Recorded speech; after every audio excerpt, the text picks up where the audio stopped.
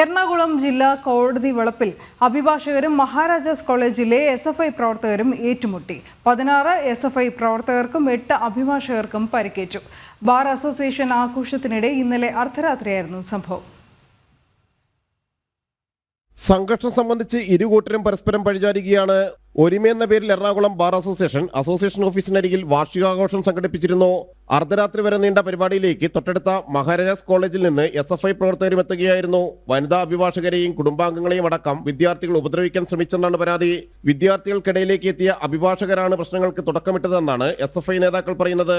കസേരകളും വടികളും ബിയർ കുപ്പികളും എല്ലാമായാണ് രണ്ടു പക്ഷവും നേരിട്ട് ഏറ്റുമുട്ടിയത്. സ്ഥലത്തുണ്ടായിരുന്ന 2 പോലീസുകാർക്കും പരിക്കേറ്റു. ഭക്ഷണത്തിനായി അടുക്കി വെച്ചിരുന്ന പ്ലേറ്റുകളെല്ലാം പരസ്പരം വലിച്ചെറിഞ്ഞിരുന്നു. ഇരുകൂട്ടരുടെയും മൊഴി രേഖപ്പെടുത്തി തുടർ നടപടികൾ സ്വീകരിക്കാൻ ഒരുങ്ങുകയാണ് പോലീസ്. ജനം, കൊച്ചി.